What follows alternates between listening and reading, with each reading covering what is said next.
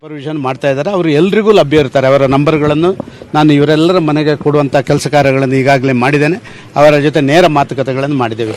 ನಿನ್ನೆ ಸಾಯಂಕಾಲವೇ ನಮ್ಮ ಯಲಹಂಕದ ಶಾಸಕರಾದಂಥ ಸನ್ಮಾನ್ಯ ವಿಶ್ವನಾಥ್ರವರು ನಿನ್ನೆಯೇ ಅವರು ಶ್ರೀಲಂಕಾಕ್ಕೆ ಹೋಗಿದ್ದಾರೆ. ಪುರುಷೋತ್ತಮ್ ರೆಡ್ಡಿಯವರು ಅವರ ನಿಕಟ ಸಂಪರ್ಕ ಇದ್ದ ಕಾರಣ ಅದನ್ನು ಮಾಡೋಣ. ಈಗಾಗಲೇ ಇಲ್ಲಿಂದ ಇದಕ್ಕೆ ಸಂಬಂಧಪಟ್ಟವರು ಹೋಗುವವರಿಗೆ ಎಲ್ಲರೂ ಕೂಡ ಅರೈವಲ್ ವೀಸಾವನ್ನು ತಕ್ಷಣ ಅಲ್ಲಿ ಕೊಡಿಸುವಂಥ ಕೆಲಸ ಕಾರ್ಯಗಳನ್ನು ಮಾಡಲಿಕ್ಕೆ ಈಗಾಗಲೇ ನಾನು ಶ್ರೀಲಂಕಾದ ವಿದೇಶ ಸಚಿವಾಲಯದೊಟ್ಟಿಗೆ ಮಾತಾಡಿಕೊಂಡು ಮಾಡಿದ್ದೇನೆ. 1 ಗಂಟೆಯ ಒಳಗೆ ಇವತ್ತು ಉಳಿದ ಜನರ ಟ್ರೇಸ್ ಮಾಡುವಂಥದ್ದು ಅಥವಾ ಯಾವುದಾದ್ರು ಡೆತ್ ಆಗಿದ್ದರೆ ಡೆಡ್ ಬಾಡಿಗಳನ್ನು ಐಡೆಂಟಿಫೈ ಮಾಡುವಂಥ ಕೆಲಸ ಕಾರ್ಯಗಳನ್ನು ಮುಗಿಸ್ತೇವೆ ಅಂತ ಹೇಳುವಂಥ ವಿಚಾರವನ್ನು ನಮ್ಮ ಇಂಡಿಯನ್ ಎಂಬಸಿಯ 2 ಅಧಿಕಾರಿಗಳು ಈಗಾಗಲೇ ನನಗೆ ತಿಳಿಸಿದ್ದಾರೆ. ಪ್ರತಿ 1 ಗಂಟೆಗೆ ಒಮ್ಮೆ ನಾನು ಅವರ ಜೊತೆ ಇವತ್ತು ಬೆಳಿಗ್ಗೆಯಿಂದ ನಿಕಟ ಸಂಪರ್ಕದಲ್ಲಿದ್ದೇನೆ. ನಿನ್ನೆ ರಾತ್ರಿ ತುಂಬ ತಡವಾದ ಕಾರಣ ಹಲವಾರು ವಿಚಾರಗಳನ್ನು ತಿಳ್ಕೊಳ್ಳಿಕ್ಕಾಗಲಿಲ್ಲ.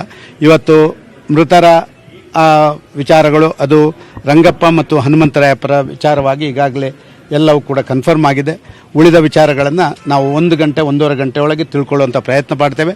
ಮತ್ತು ಇಲ್ಲಿಂದ ಎಲ್ಲ ಸಹಕಾರಗಳನ್ನು ಅಲ್ಲಿಗೆ ಅವರ ಸಂಬಂಧಿಗಳು ಹೋಗುದಿದ್ದರೆ ಅವರಿಗೆ ಅರೈವಲ್ ವೀಸಾ ಕೊಡಿಸುವಂಥದ್ದಿರ್ಬೋದು, ಅಲ್ಲಿರುವಂಥ ಇಂಡಿಯನ್ ಎಂಬಸಿಯಿಂದ ಡೆಡ್ ಬಾಡಿಗಳನ್ನು ಆದಷ್ಟು ಶೀಘ್ರವಾಗಿ ಭಾರತಕ್ಕೆ ಕಳಿಸ್ಕೊಡುವಂಥ ಕೆಲಸ ಕಾರ್ಯಗಳನ್ನು ಮಾಡುವಂಥದ್ದನ್ನು ನಾವು ಎಲ್ಲ ಅತ್ಯಂತ ಗಂಭೀರದಿಂದ ಈ ಕೆಲಸ ಕಾರ್ಯಗಳನ್ನು ನಾವು ಮಾಡ್ತಾ ಇದ್ದೇವೆ. ಸರ್, ಇದಲ್ಲದೆ ಇನ್ನೂ ಸಾಕಷ್ಟು ಜನ ಇವತ್ತು ಕೂಡ ಹೊರಟಿದ್ದವರು ಇದ್ರು. ಯಾರಾದರೂ ಟ್ರಾವೆಲ್ ಮಾಡ್ತಾ ಇದ್ದಾರೆ ಇನ್ನೂ ಕೂಡ? ಎಲ್ಲಿಗೆ? ಕೊಲಂಬೋಕ್ಕೆ, ಶ್ರೀಲಂಕಾ. ನೋಡಿ, ಈಗಾಗಲೇ ಇವತ್ತು ಸಾಯಂಕಾಲ ನಮ್ಮ ಎಚ್ ಶಿವಕುಮಾರ್ರ ಹರ್ಷ ಹಾಸ್ಪಿಟಲ್ಗೆ ಸಂಬಂಧಪಟ್ಟವರು ಅವರು 3 ಜನ ಈಗಾಗಲೇ ಹೋಗ್ತಾ ಇದ್ದಾರೆ. ಅವರಿಗೆ ಅರೈವಲ್ ವೀಸಕ್ಕೆ ಹೇಳಿದ್ದೇನೆ. ಇಲ್ಲಿಂದ ಕೂಡ ಈಗ ನಮ್ಮ ರಾಮಸ್ವಾಮಿ ಅವರು ಈಗ 5 ಗಂಟೆ ಫ್ಲೈಟ್ಗೆ ಹೋಗ್ತಾರೆ. ಅವರಿಗೂ ಕೂಡ ಅಲ್ಲಿ ಅರೈವಲ್ ವೀಸವನ್ನು ಮಾಡಿ ಅಲ್ಲಿ ಬೇಕಾದಂಥ ಅವರ ಎಲ್ಲ ಅವರಿಗೆ ಸಹಾಯಗಳನ್ನು ಕೊಡುವಂಥ ಕೆಲಸ ಕಾರ್ಯಗಳನ್ನು ಈಗಾಗಲೇ ಮಾಡಿ. ಈಗ ಮೃತಪಟ್ಟವರು ಇಬ್ಬರು ಅಂತ ಈಗಾಗಲೇ ಹೇಳಲಾಗ್ತಾ ಇದೆ. ಅದರ ಸಂಖ್ಯೆ ಜಾಸ್ತಿ ಆಗ್ಬೋದು, ಆಗದೇನೂ ಇರ್ಬೋದು. ಬಟ್ ಅದನ್ನು ಕರ್ಕೊಂಡ್ಬರುವಂಥ ಕೆಲಸ ಇನ್ನೆಷ್ಟು ದಿನದಲ್ಲಿ ನಡೆಯುತ್ತೆ ಅಂತ ಇಮಿಡಿಯೇಟ್ ಆಗಿ ಇದನ್ನು ಮಾಡಬೇಕು ಅಂತ ಹೇಳುವಂಥ ನಿಶ್ಚಯಗಳನ್ನು ಮಾಡಿದ್ದೇವೆ. ಎಷ್ಟು ಬೇಗ ಆಗುತ್ತೋ ಅಷ್ಟು ಬೇಗ ನಾಳೆ ಒಳಗೆ ಎಲ್ಲವೂ ಕೂಡ ಯಾರೆಲ್ಲ ಮೃತಪಟ್ಟಿದ್ದಾರೆ ಅಂತಹ ದೇಹಗಳನ್ನು ನಾವು ತರಬೇಕು ಅಂತ ಹೇಳುವಂಥ ಪ್ರಕ್ರಿಯೆಯಲ್ಲಿ ಈಗಾಗಲೇ ಚಾಲನೆಯಲ್ಲಿ ತೊಡಗಿದ್ದೇವೆ. ಇಂಡಿಯನ್ ಎಂಬಸಿಯಲ್ಲಿ ಪೂರ್ತಿ ಪ್ರಮಾಣದ ಸಹಕಾರಗಳನ್ನು ಅವರಿಗೆ ಮಾಡುವಂಥ ಕೆಲಸ ಕಾರ್ಯಗಳನ್ನು ಮಾಡ್ತಾರೆ. ಅಲ್ಲಿ ಪ್ರವಾಸಕ್ಕೆ ಹೋದಂಥವ್ರು ಸಿಕ್ಕಾಕೊಂಡವ್ರು ಇದ್ದಾರೆ. ಮತ್ತು ಅದಲ್ಲದೆ ಇಲ್ಲಿಂದ ಪ್ರವಾಸಕ್ಕೆ ಅಂತ ಇದು ಗೊತ್ತಿಲ್ಲದೆ ಟ್ರಾವೆಲ್ ಮಾಡಿರುವಂಥವ್ರು ಕೂಡ ಸಾಕಷ್ಟು ಜನ ಇರ್ಬೋದು. ಆ ಬಗ್ಗೆ ಏನಾದ್ರು ಮಾಹಿತಿ ಇದೆ? ಆ ಬಗ್ಗೆ ನನಗೆ ಮಾಹಿತಿಗಳಿಲ್ಲ. 3 ಹೋಟೆಲ್ಗಳು ಮತ್ತು 3 ಚರ್ಚ್ಗಳು ಮತ್ತು 2 ಸಣ್ಣ ಸ್ಥಳಗಳಲ್ಲಿ ಆದಂಥ 8 ಕಡೆ ಆದಂಥ ಈ ಬಾಂಬು ಸ್ಫೋಟದ ಬಗ್ಗೆ, ಆ ಸ್ಥಳದಲ್ಲಿರುವಂಥ ವಿಚಾರಗಳು, ಅಲ್ಲಿರುವಂಥ ಗಾಯಾಳುಗಳು ಮತ್ತು ಮೃತಪಟ್ಟವರ ಬಗ್ಗೆ ಮಾತ್ರ ನಮಗೆ ಮಾಹಿತಿಗಳು ಲಭ್ಯ ಆಗಿದೆ. ರಮೇಶ್ ಅನ್ನೋರು ಮತ್ತು ಲಕ್ಷ್ಮೀನಾರಾಯಣ ಅನ್ನೋರು ಕೂಡ ಮೃತಪಟ್ಟಿದ್ದಾರೆ ಅನ್ನೋ ಒಂದು ಮಾಹಿತಿ ಕೇಳಿ ಬರ್ತದೆ. ಬಟ್ ಅದಕ್ಕೆ ಅಫಿಷಿಯಲಿ ಇಲ್ಲ, ಅಲ್ಲಿಯ ಸರ್ಕಾರ ಅಫಿಷಿಯಲ್ ಕನ್ಫರ್ಮ್ ಮಾಡದೆ ನಮಗೆ ಏನು ಹೇಳುವಂಗಿಲ್ಲ. ನಮಗೆ ಒಂದು ಸಂದೇಹಗಳಿದ್ದಾವೆ. ಯಾಕಂತ ಹೇಳಿದ್ರೆ ಎಲ್ಲ ಆಸ್ಪತ್ರೆಗಳಲ್ಲಿ ಈಗಾಗಲೇ ಇಂಡಿಯನ್ ಎಂಬಸಿಯವರು ಅವರನ್ನು ಹುಡುಕುವಂಥ ಕೆಲಸ ಕಾರ್ಯಗಳನ್ನು ಮಾಡಿದ್ದಾರೆ. ಯಾರು ಆಸ್ಪತ್ರೆಯಲ್ಲಿ ಟ್ರೀಟ್ಮೆಂಟ್ ತಗೊಳ್ಳುವಂಥದ್ದು ಅಂಥವರಲ್ಲಿ ಇವರಿಲ್ಲ ಅಂತ ಹೇಳುವಂಥದ್ದು ಒಂದು ರೀತಿಯಲ್ಲಿ ಕನ್ಫರ್ಮ್ ಆಗಿದೆ. ಡೆಡ್ ಬಾಡಿಗಳ ಐಡೆಂಟಿಫಿಕೇಷನ್ಗೆ ಪ್ರತ್ಯೇಕವಾದಂಥ ಸಿಸ್ಟಮ್ ಇದೆ. ಪಾಸ್ಪೋರ್ಟು ಮತ್ತೊಂದು ಅದರಲ್ಲಿರುವಂಥ ಫೋಟೋ ಮತ್ತೊಂದು ತಾಳೆ ಆಗುವಂಥ ಕೆಲಸ ಕಾರ್ಯಗಳನ್ನು ಮಾಡಬೇಕು. ಹಲವಾರು ದೇಹಗಳು ತುಂಬ ಛಿದ್ರವಾಗಿದೆ, ಐಡೆಂಟಿಫಿಕೇಷನ್ ಮಾಡಲಿಕ್ಕಾಗದಂಥ ಪರಿಸ್ಥಿತಿಯಲ್ಲಿದೆ ಅಂತ ಹೇಳುವಂಥದ್ದನ್ನು ಕೂಡ ಈ ನಮ್ಮ ಎಂಬಸಿಯ ಅಧಿಕಾರಿಗಳಾದಂಥ ನೇಹಾರ್ ಅವರು ನನಗೆ ತಿಳಿಸಿದರು. ಎನಿಹೌ 1 ಗಂಟೆ ಒಳಗೆ ನಾವು ಇದನ್ನು ಪ್ರಕ್ರಿಯೆಯನ್ನು ಪೂರ್ತಿಗೊಳಿಸ್ತೇವೆ. ಹಂಗಂದ್ರೆ ಒಟ್ಟಾರೆ ಇಂಡಿಯಾದವ್ರು ಎಷ್ಟು ಜನ ಅಲ್ಲಿ ಇಂಜುರಿ ಆಗಿದೆ? ಅಲ್ಲ, ಇಂಜುರಿ ಅಂತಲ್ಲ, ಒಟ್ಟು ಈ ಘಟನೆಯಲ್ಲಿ ನಮಗೆ ಲಭ್ಯ ಇರುವಂಥ ಮಾಹಿತಿಗಳ ಪ್ರಕಾರ ಒಟ್ಟು 9 ಜನ ಈಗಾಗಲೇ ಅಲ್ಲಿ ನಮಗೆ ಲಭ್ಯ ಇರುವಂಥ ಮಾಹಿತಿಯಲ್ಲಿ ಇದ್ದಾರೆ.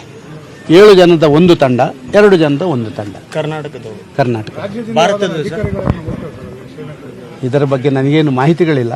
ನಾನೊಬ್ಬ ಕೇಂದ್ರದ ಮಂತ್ರಿಯಾಗಿ ನನ್ನ ಕೇಂದ್ರದ ಎಕ್ಸ್ಟರ್ನಲ್ ಅಫೇರ್ಸ್ ಮಿನಿಸ್ಟ್ರಿಯಿಂದ ಏನೆಲ್ಲ ಸಹಕಾರಗಳನ್ನು ಮಾಡ್ಬೋದೋ ಅದನ್ನು ನಿನ್ನೆ ಇದು ಗೊತ್ತಾದ ತಕ್ಷಣ ಆ ಕೆಲಸ ಕಾರ್ಯಗಳನ್ನು ಮಾಡುವಂಥದ್ದನ್ನು ನಾವು ಮಾಡ್ತಾ ಇದ್ದೀವಿ.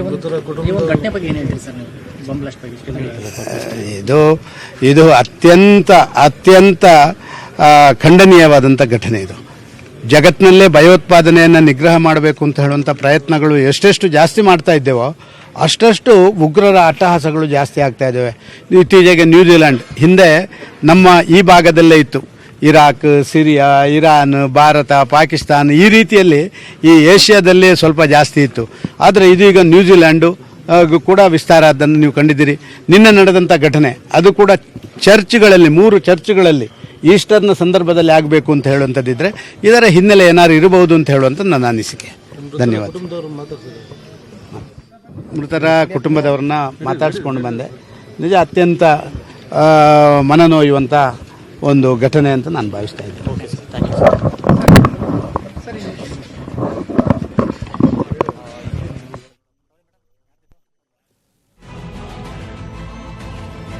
ಸೊ ಇಲ್ಲಿ ನೋಡಿದ್ವಿ ಡಿ.ವಿ. ಸದಾನಂದ ಗೌಡರು ಕೇಂದ್ರ ಸಚಿವರು ಅವರ ಕುಟುಂಬಕ್ಕೆ, ಹನುಮಂತರಾಯಪ್ಪ ಅವರ ಕುಟುಂಬಕ್ಕೆ ಸಾಂತ್ವನವನ್ನ ಹೇಳಿ ಬಂದು ನಂತರ ಮಾಧ್ಯಮದವರಿಗೆ ಹೇಳಿಕೆಯನ್ನ ಕೂಡ ನೀಡಿದ್ರು.